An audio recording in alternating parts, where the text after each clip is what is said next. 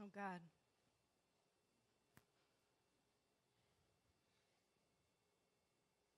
Mysterious Mother.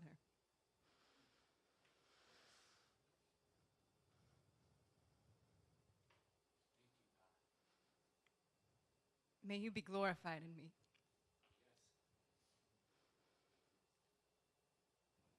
Let praises rise from the inside.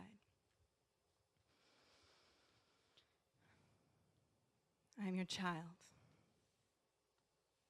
We are your children.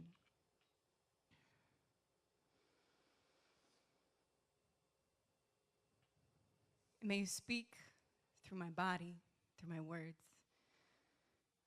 offered up before this community that I love.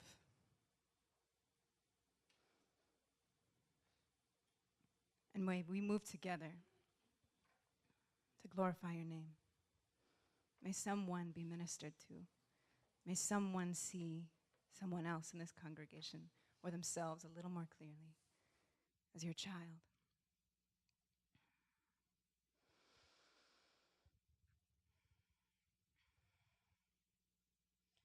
One of my coworkers used to play a song in the office on repeat about Christian conversion, whose lyrics were, I have decided to follow Jesus. No turning back, no turning back. Though none go with me, I still will follow.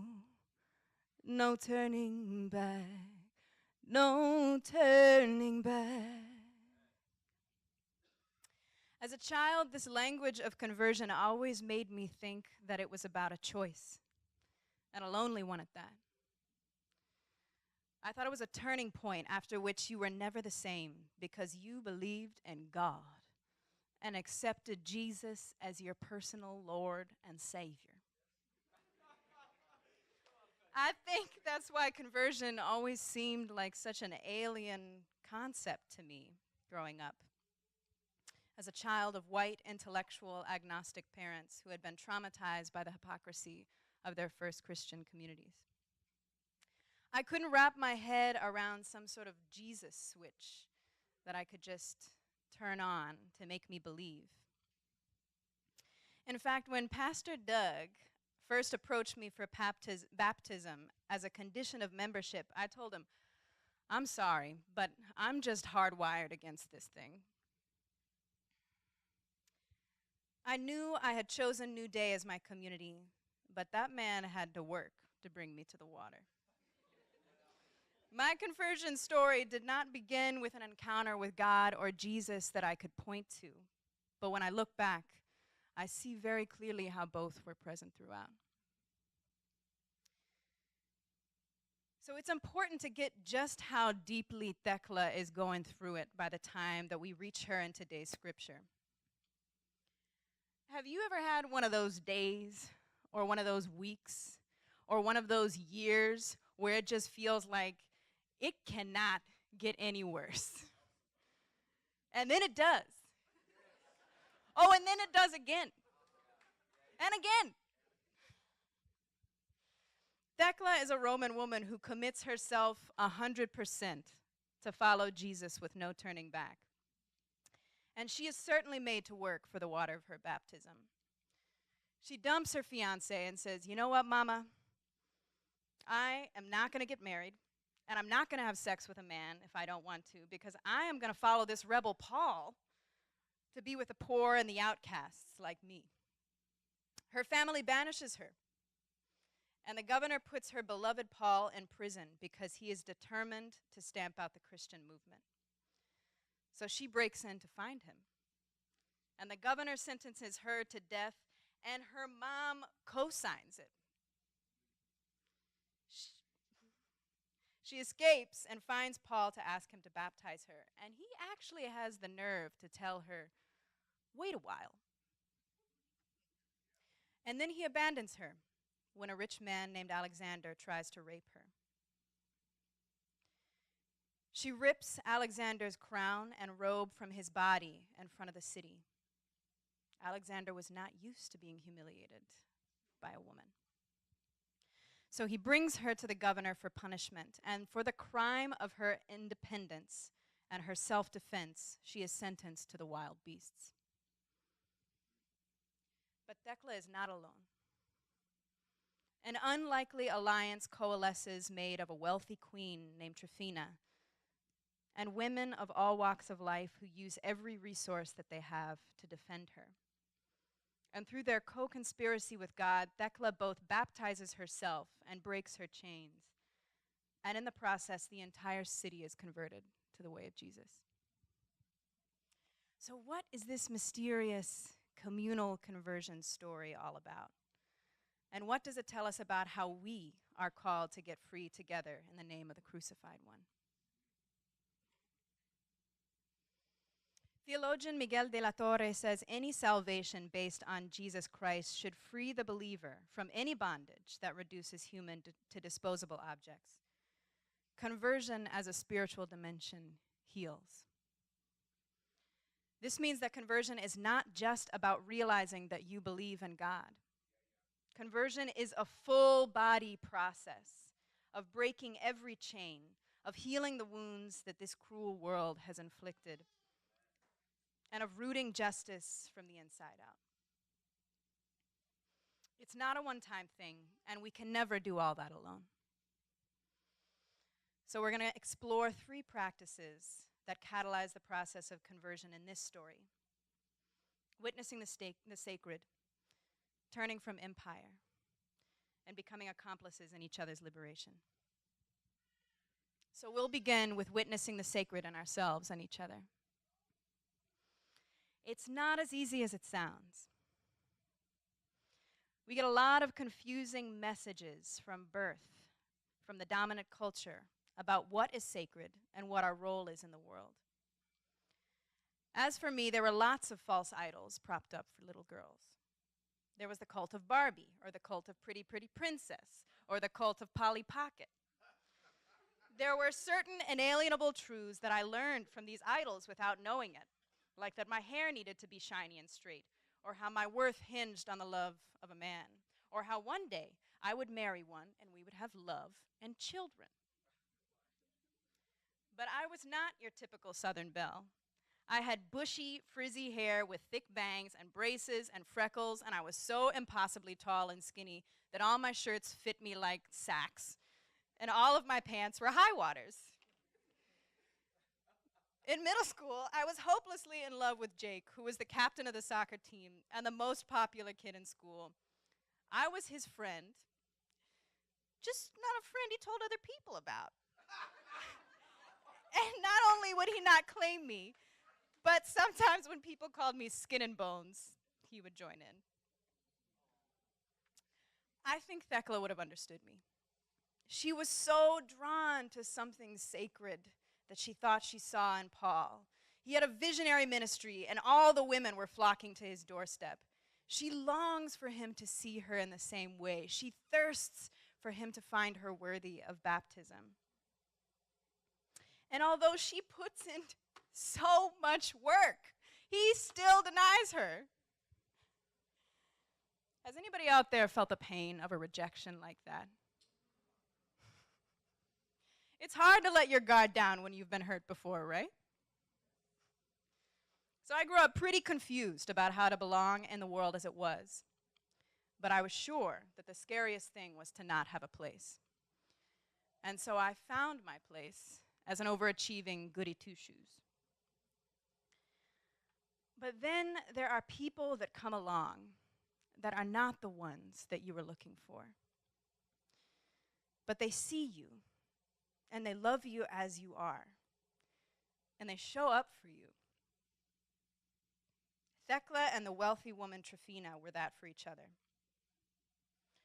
Tryphena takes Thecla into her home, sees the sacred in her, and asks her to pray for her daughter's spirit so that she can pass on. They mourn together and strengthen each other against the world. A boy named Elijah would be that for me. I met Elijah in a trailer-made classroom in my overcrowded public middle school. Elijah was always getting in trouble. In fact, he seemed determined to show anyone who made or upheld the rules that the joke was on them. I was obsessed with following the rules. And so Elijah made it his mission to poke at me publicly until I cracked. And one day, I finally did, and I told him he would never call me skin and bones again. And he didn't. He dubbed me affectionately Alley Cat. He once told me that I was one of the few people that was kind to him as the new kid from Oklahoma, even in spite of his incessant teasing. There were little things that you would do that let me know that you saw me, like ask me if I needed a pencil, or whisper to me the number of the page that we were on when Miss Allred would call on me. Miss Allred was our science teacher, who was a white woman that seemed bent on breaking Elijah's rebellious spirit as a black boy. When we became friends, I never denied him to any others who raised an eyebrow. The truth was that I admired Elijah, even though he annoyed me and intimidated me. I remember one day Miss Allred ordered him out of class because he could not sit still in the sweltering trailer on a humid summer afternoon. A few minutes passed after he slammed the door, and we heard a rustling sound come from the woods. And then his voice called out, "Timber!" And then a crack. And then a shuffling and a dragging and a whoomph overhead.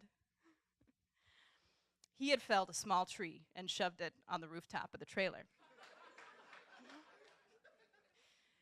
Elijah had a defiant and playful creativity and a determination to be seen and be free in spite of it all. And I was drawn to it. Something in me understood even then that the roles that the world imposed on us could not contain our humanity. One of the ways God breaks through is in becoming known through relationship that is honest and vulnerable and builds trust. Elijah gave me permission to play, to embrace the strange and the nonconformist in me, to be wrong.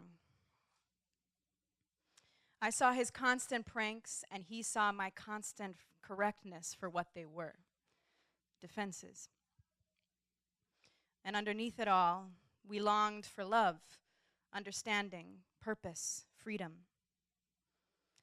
Do you remember the first time that you felt truly seen by someone?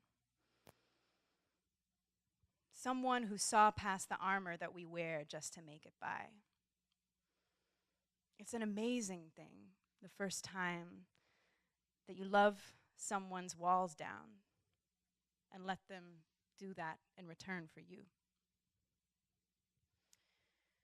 Relationship helps us see the sacred in ourselves and each other that living with the false idols of empire makes us numb to. But for a time, I thought I could straddle both worlds of the dominant and counterculture. But as Ann Braden, a white anti-racist activist from Mississippi, says, in oppressive society, there are always two sides, and at some point one must choose. Which brings me to my second point, turning from empire to embrace love. Thecla turns away from the role of wife, in which marriage transferred ownership over a woman's body and labor from father to husband. She does this to pursue her calling with God. Tryphena defies Alexander and the governor when she gives Thecla sanctuary, and in doing so, she rejects the role of benefactor. Wealthy benefactors of poor individuals or even entire cities played an important role in maintaining Roman hierarchy. They prevented the establishment from having to provide a safety net for all or to redistribute wealth. Help was given to gain public recognition, a name on the face of a building or a statue. Sound familiar? But Tryphena is not helping Thecla out of some sense of benevolence or self-importance. Her daughter's spirit needs Thecla to pray for her in order to transition into the land of the just. Conversion requires a rupture from sin, which is a state of separateness from God established by empire. Empire violently defends its hierarchy by law and institutional policy. And it also does this through the ways that we internalize and enact the practices of domination on each other.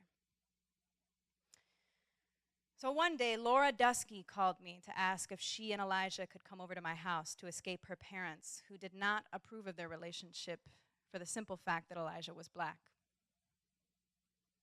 Laura was one of the white girls I had grown up playing Barbies and Polly Pockets with, but we were freshmen in high school now. And by this time, our school counselor had told Elijah point blank that he should not expect to go to college. Even though his brilliance as an audio engineer was becoming every day more real, he had never learned to sit still in class. I couldn't accept this kind of treatment of my friend, and this seemed like something I could control. So I lied to my mother and told her Laura was coming over to spend the night. We left for a walk around the block to meet Elijah. And for about 2 minutes, we thought we had gotten away with it. But then Mr. Dusky's SUV turned the corner and flooded us with its headlights. Laura charged her father, shrieking. He wound his hand back and struck her hard. Her body crumpled, and he shoved her into the back seat. He turned and started towards Elijah. I stepped to Elijah's side and squared my hips. I have always remembered the electric rising feeling in my body. I felt my connection to Elijah. I felt what I stood for. Mr. Dusky stopped short and looked at me, and I'll never forget what he said. "Allison, you should be ashamed of yourself." I was fuming in my silence and terror, but I was not going to move. Mr. Dusky turned and drove away. But afterward, I had this strange sense that I had done something wrong. I couldn't shake that feeling, even after I came home to my mother. She let me cry and made clear to me that she had known all along what I was up to, but that she trusted me to stand for what I thought was right and to handle the consequences. Yet it was quite clear to me in those words, "You should be ashamed of yourself," that I had crossed some deeply entrenched line. As a little white girl, innocence, like purity, was something that I knew I had and I could lose. And the prospect of losing it felt like death.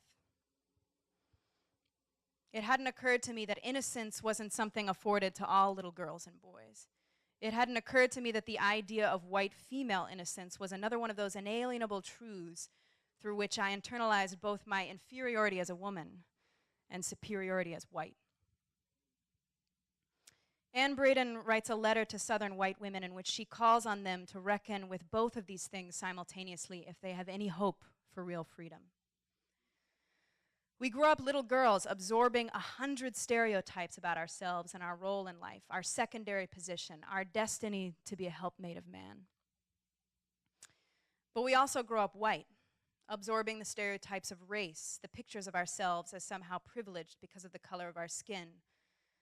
The two mythologies become intertwined, and there is no way to free ourselves from one without dealing with the other.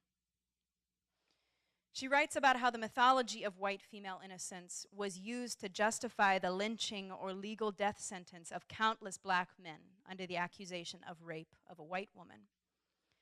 In fact, rape as a capital crime was only adopted by the courts after the Civil War to assist the wealthy white patriarchy to re-solidify their power and keep poor white and black folks from coming together. The courts only ever convicted someone of rape if the accused was a black man and the victim a white woman. Braden says, most real rapes go unpunished and often unreported because of the contempt with which police treat the complaining woman. When Thecla defends herself from rape, the courts find her guilty of sacrilege, or the violation of that which is regarded as sacred. Clearly, the courts did not consider a woman's body sacred. Rather, it held sacred a wealthy man's right to her body, her sex, her womb, her child rearing and housekeeping labor. It was typical for women to be raped again and again while awaiting trial, which is why Thecla pleads with the governor to allow her to remain pure.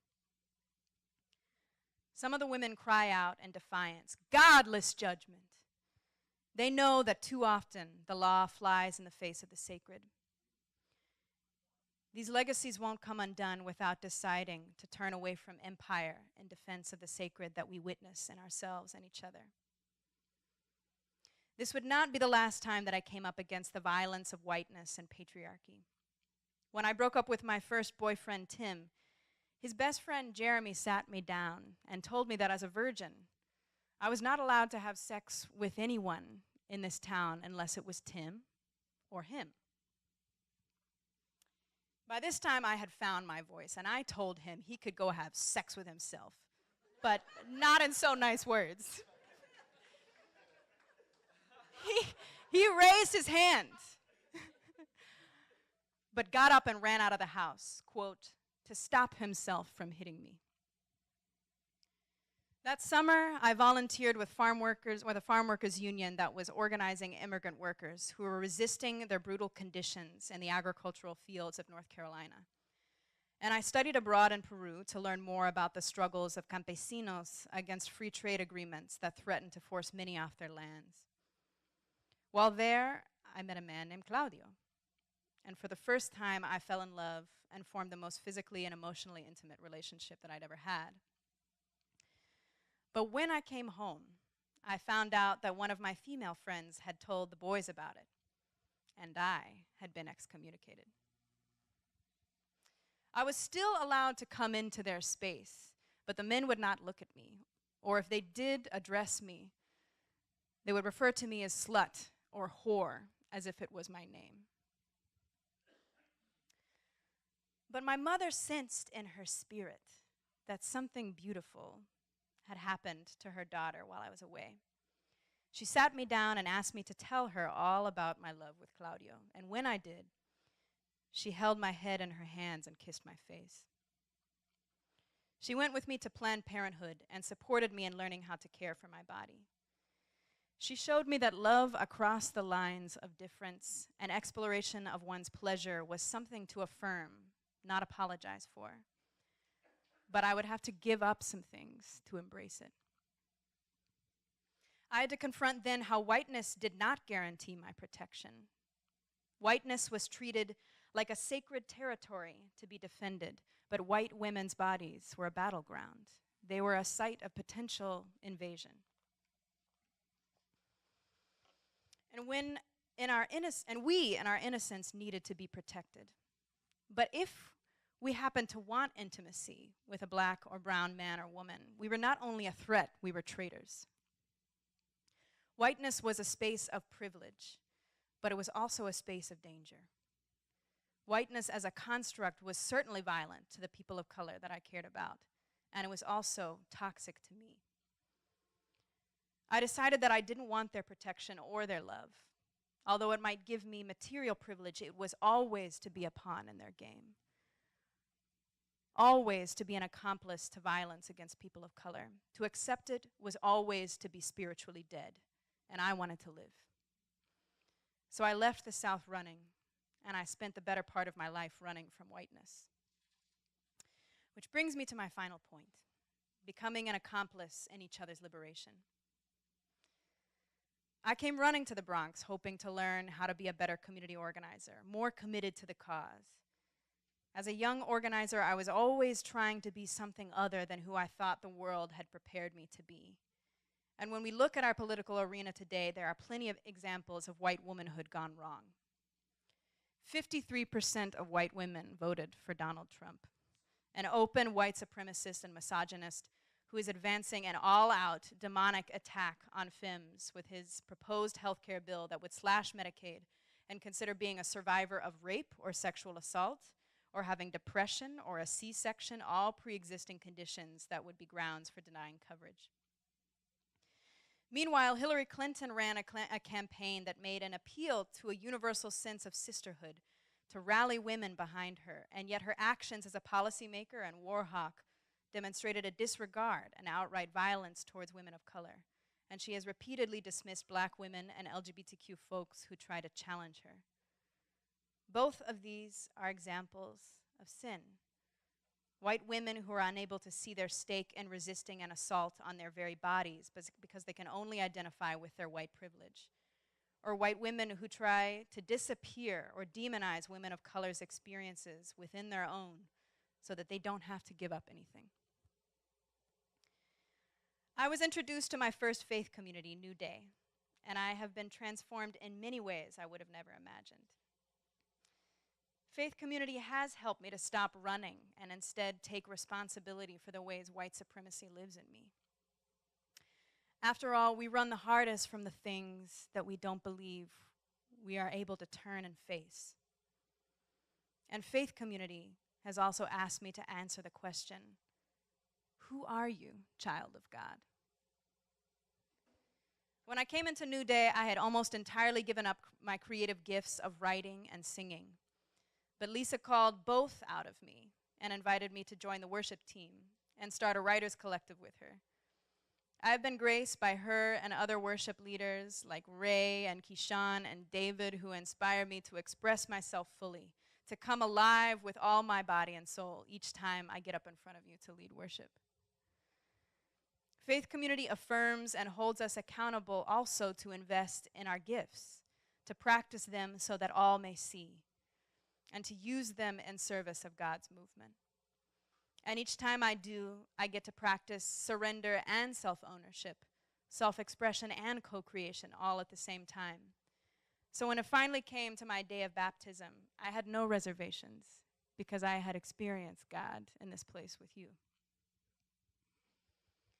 Thecla's community is one of women coming together and using the tools and gifts that they got, their home, their bodies, their voices, their relationships, even their love medicine, to conspire for her self-baptism and liberation. They have a clear sense of their personal stake in it, but it extends beyond immediate privileges or concessions. One of my favorite scenes in the story is when the women throw spices and flowers into the waters of Thecla's baptismal pool in an offering that appears to be both a blessing and a defense, as the perfumes put to sleep the wild beasts that were sent to attack her. When the resistance from the crowd has reached a fever pitch, Tryphena feigns her death so that Alexander and the governor call off the games, fearing retribution from her relative King Caesar. She both leverages the perception of female helplessness and her powerful relationship with Caesar to her and Thecla's advantage. And it's a beautiful example of a woman exercising ownership of her body. I've been thinking a lot about how the femmes in my life have used what they have been given to bless and defend me, in particular my mother, as I've been preparing to tell this story on Mother's Day. And I've been learning a lot from contributing to the National Mamas Bailout campaign. This campaign was launched by Black Lives Matter organizers to reunite Black mothers with their families and raise awareness about the disproportionate impact of imprisonment and the bail system on LGBTQ communities and on Black women. 44% of women in jail are Black. 62% of people in jail are there because they can't afford to pay bail. Mary Hooks, co-director of the Atlanta-based LGBTQ organizing project Song, says, "We are using our collective resources to buy each other's freedom, and they are using an expansive definition of Black mamas on Mother's Day to counter the ways our culture has limited the idea of who our mothers are." Hooks says, "We know mothering happens in a variety of ways, whether it's the mothers in the clubs who teach young kids how to Vogue, or the church mothers who took care of me." Now, when I was writing this sermon and painfully stuck on this last point, Wendeley, one of my greatest co-conspirators, told me that one of my greatest strengths and weakness as an organizer is that I was always so concerned with how to be an accomplice to other people that I never quite learned how to be an accomplice to my own liberation. I always struggled to see a clear vision of myself that wasn't just a support to someone else.